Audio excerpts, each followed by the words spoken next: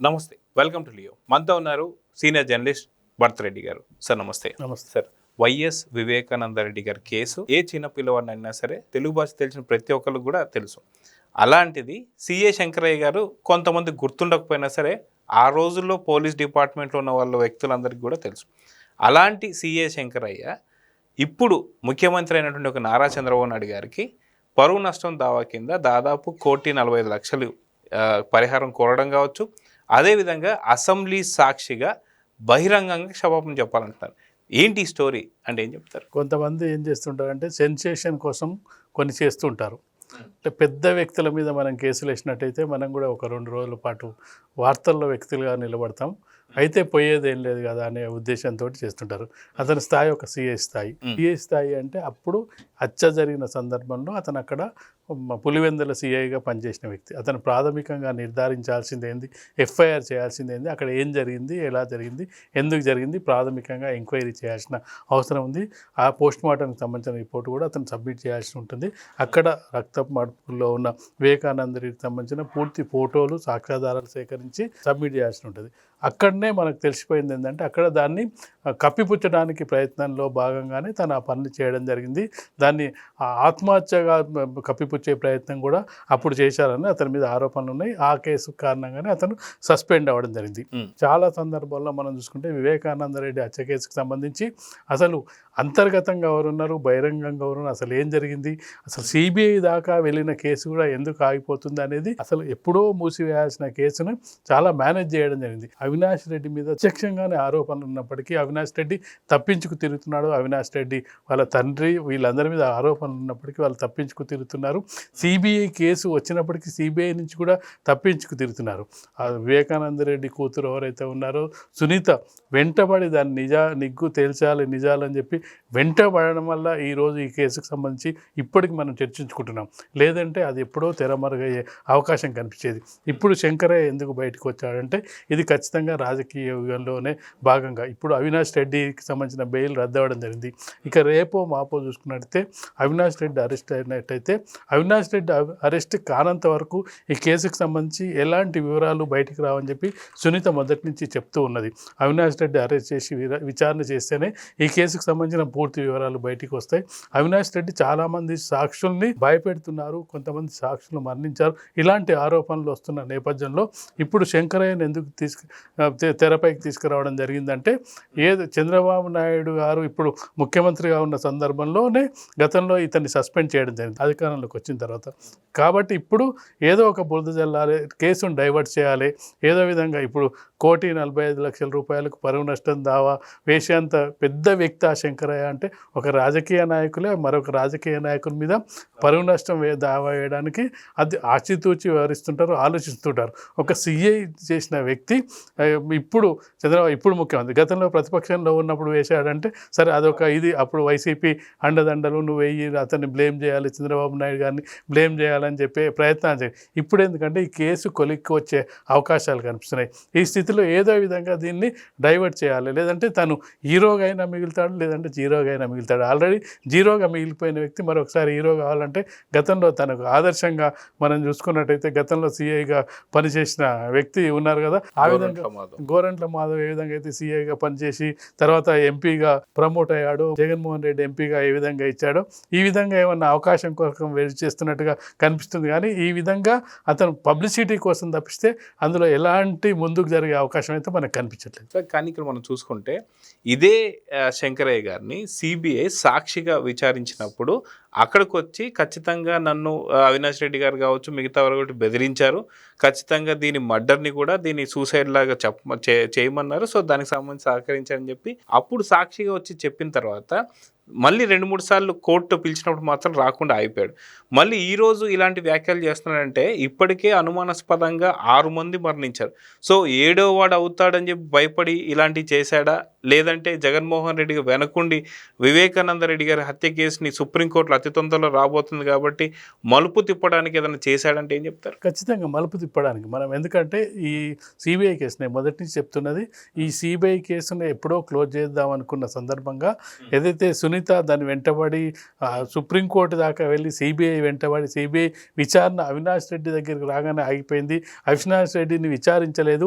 ఇక్కడ తెలంగాణ హైకోర్టు నుంచి ముందస్తు బెయిల్ తీసుకొని అరెస్ట్ కాకుండా కూడా రక్షింపబడుతున్నాడు. కాబట్టి ఖచ్చితంగా బెయిల్ రద్దు చేస్తేనే ఇతను నిజాలు వచ్చే అవకాశం ఉందని చెప్పి ఏదైతే వెళ్తున్నారో, గతంలో ఇతను అంటే నిజాలు చెప్పడానికి ప్రయత్నించి ఉంటాడు. ఏదైతే సాక్షిగా ప్రవేశపెట్టిన సమయంలో, సిబిఐ సాక్షిగా ప్రవేశపెట్టిన సమయంలో నాకు బెదిరింపులు ఉన్నాయి, నేను ఎవరో చెప్తేనే చేశాను అని చెప్పే ప్రయత్నంలో వాళ్ళు పేర్లు చెప్పిండా చెప్పలేదు సిబిఐ ఇప్పటికి బయట పెట్టకపోయినప్పటికీ కొంతవరకు అప్రూవర్గా మారినట్టుగా మనకు కనిపిస్తుంది.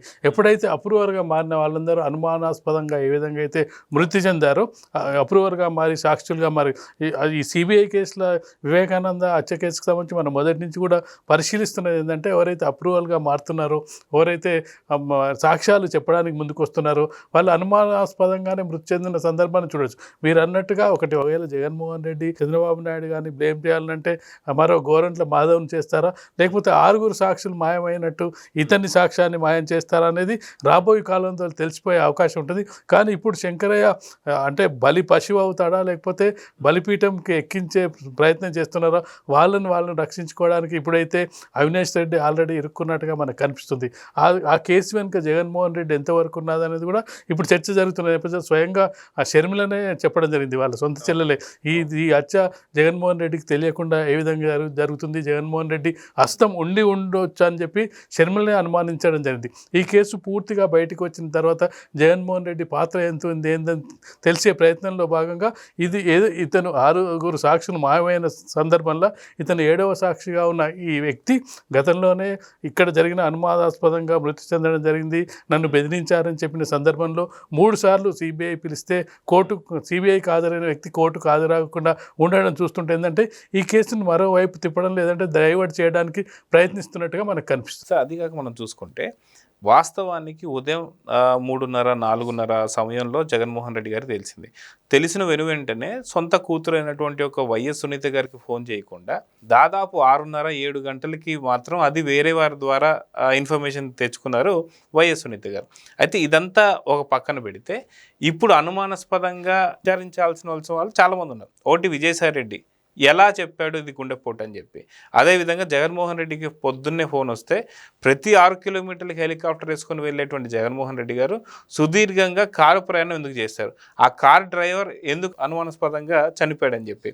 అదేవిధంగా చూసుకుంటే ఫస్ట్ కాల్ భారతిరెడ్డి గారికి వచ్చిందని చెప్పి ఒక టాక్, ఎందుకంటే జగన్మోహన్ రెడ్డి గారు కింద ఉన్నారు, ఆ పైనుంచి మేడం పిలిచారని చెప్పేసి అన్నారు. లేదా అసలు నిజంగా అక్కడ మేనిఫెస్టో మీటింగ్ జరుగుతుంది అనేది కూడా ఒక డ్రామా అని చెప్పి కొంతమంది అంటున్నారు. ఎందుకంటే రఘురామకృష్ణ గారి విషయంలో చూసాం, అదేవిధంగా చంద్రబాబు నాయుడు గారి విషయంలో చూసాం, ఇద్దరిని కూడా మొబైల్లో వీడియో కాల్ చూస్తుంటారని చెప్పేసి మనకి జగన్మోహన్ రెడ్డి ఉన్న ఆరోపణ. అటువంటిది సొంత బాబాయ్ వివేకానంద రెడ్డి గారిని చంపే టైంలో కూడా ఇద్దరు కూడా సతీ సమేతంగా వీడియో కాల్ చూశారనేది చాలా వస్తున్నటువంటి కొన్ని వార్తలు. సో ఇలాగ చూసుకుంటూ పోతే ఏంటి పరిస్థితి, ఇది జగన్మోహన్ రెడ్డి గారు కావాలని చేసినటువంటి కనిపిస్తలేదంటే ఏం చెప్తారు? ఖచ్చితంగా జగన్మోహన్ రెడ్డి ఇన్వాల్వ్మెంట్ ఎంత ఉందనే దాని మీద సిబిఐ విచారించకుండా కేవలం అవినాష్ రెడ్డి దానితోనే ఆగిపోవడం జరిగింది. మీరు చెప్పినట్టుగా హత్య జరిగిందనేది ప్రపంచానికి అంత, ఏదైతే తను చనిపోయాడని చెప్పి వార్త ఏదైతే వచ్చిందో ఉదయం దాదాపు 2-3 గంటల పాటు వార్తా కథనాల్లో కానీ మనం మేజర్ మీడియాలో కూడా గుండెపోటుతో చనిపోయాడని చెప్పే వార్తలే దాదాపు అన్ని న్యూస్ ఛానల్స్ రావడం జరిగింది. దాదాపు 2 గంటల పాటు ఆ విధంగానే ప్రసారం అవ్వడం జరిగింది.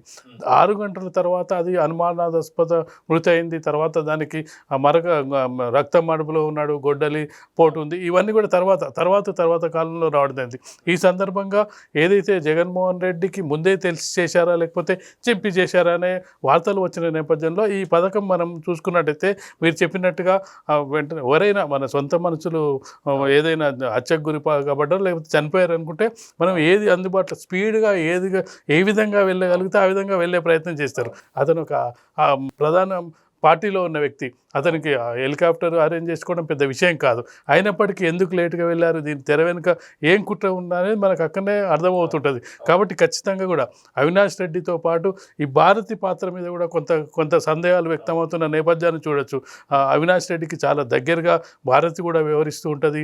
జగన్మోహన్ రెడ్డికి ఎంత ప్రాధాన్యత ఉంటుందో భారతి కూడా అవినాష్ రెడ్డి దగ్గర అంతే ప్రాధాన్యత ఉంటున్న నేపథ్యంలో సిబిఐ ఎందుకు ఆపింది అనేది కూడా ప్రధాన ప్రశ్నగా చూడొచ్చు. ఇప్పుడు ఎవరైతే జగన్మోహన్ రెడ్డి డ్రైవర్ హత్యగావించబడ్డాడు అంటే అనుమానాస్పదంగా మృతి చెందడం జరిగింది. సాక్షులందరూ కూడా మీరు ఎవరైతే సాక్షులందరూ కూడా ఎవరైతే సాక్షులు బయటకు వచ్చి చెప్పే ప్రయత్నం చేస్తున్నారో, అప్రూవల్గా మారే ప్రయత్నం, దీన్ని వెలికి తీసే ప్రయత్నం చేస్తున్నారు, వాళ్ళందరూ కూడా కనిపించకుండా పోవడమో, అదృశ్యం అవడమో, అనుమానాస్పదంగా మృతి చెందడం జరుగుతున్న నేపథ్యంలో ఇప్పుడు ఇమ్మీడియట్గా వాళ్ళకున్న సమస్య ఏంటంటే అవినాష్ రెడ్డి బెయిల్ రద్దు చేయడం జరిగింది.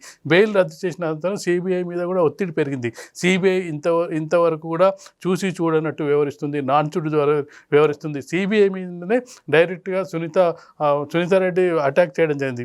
ఈ కేసుని రోజువారీగా కూడా విచారించాలని చెప్పి కూడా ఆమె పిటిషన్ వేయడం జరిగింది. కాబట్టి ఇలాంటి పరిస్థితుల్లో కేసును డైవర్ట్ చేయాలంటే ఏం చేయాలనే దాని మీద ఇప్పుడు శంకరయ్యకి సంబంధించి తనను హీరోను చేయొచ్చు, జీరోను చేయొచ్చు. హీరోను చేస్తే గోరంట్ల మాధవరావుగా రేపు ఎన్నికల్లో నిలబెట్టచ్చు, జీరోను చేస్తే కనిపించకుండా పోయే ప్రమాదం ఉంది. రెండు రకాల ప్రమాదాలు ఇప్పుడు శంకరయ్యకు ఉన్నాయి. చంద్రబాబు నాయుడుకు వచ్చే ప్రమాదం కానీ అంటే ఏం డ్యామేజ్ అయ్యేది ఏం లేదు. ఒక సిఐ స్థాయి వ్యక్తి ఒక చంద్రబాబు నాయుడు గారి మీద ఒక పరువు నష్టం దావా వేసిందంటే అతనికి పరువు ఉంటే కూడా వేయడానికి అసలు ప్రాథమిక దశలోనే నువ్వు సిఐగా నువ్వు చేయాల్సిన బాధ్యతలే చేయలేదు, నువ్వు పోలీస్ ఆఫీసర్గా నువ్వు చేయాల్సిన బాధ్యత లేదు. అక్కడ ఏం జరిగిందో దాన్ని యాజిటీస్గా రిపోర్ట్ చేయాల్సిన నువ్వు రిపోర్ట్ చేయకుండా ఉచిత సలహాలు ఇచ్చి నువ్వు ఏ విధంగా తప్పించుకోవచ్చు, ఏ విధంగా కేసును తప్పించుకోవచ్చు. ఎందుకంటే పోలీసులకు దొంగలకు కొన్ని సంబంధాలు ఉంటాయి. ఆ సంబంధంలో దొంగలు చేసే ఏవైతే యాక్టివిటీస్ ఉంటాయో ఈ విధంగా అయితే తప్పించుకోవచ్చు అని పోలీసుల కంటే ఎక్కువ దొంగలకు తెలుస్తుంది, దొంగల కంటే ఎక్కువ పోలీసులకు. దాన్ని ఇక్కడ ఉపయోగించి ఈ విధంగా మీరు తప్పించుకోవచ్చు అని చెప్పి తనే ఐడియాస్ ఇచ్చిన వ్యక్తి ఈరోజు చంద్రబాబు నాయుడు మీద పరువు నష్టం దావా వేసిందంటేనే అందులో ఖచ్చితంగా పొలిటికల్ డ్రామా ఉంటుందని మనం ఈజీగా అర్థం చేసుకోవచ్చు. అది సో చూద్దాం సార్, ఖచ్చితంగా అతి తొందరలో పూర్తిగా సుప్రీంకోర్టులో విచారణకు రాబోతున్నట్టు ఈ కేసు గురించి తప్పుదో పట్టిస్తానికే జగన్మోహన్ రెడ్డి ఆడుతున్నట్టు మరో డ్రామా కింద అర్థమవుతుంది. సో చూద్దాం జరగబోతుందో. నమస్తే. Please subscribe to Leo News for more videos.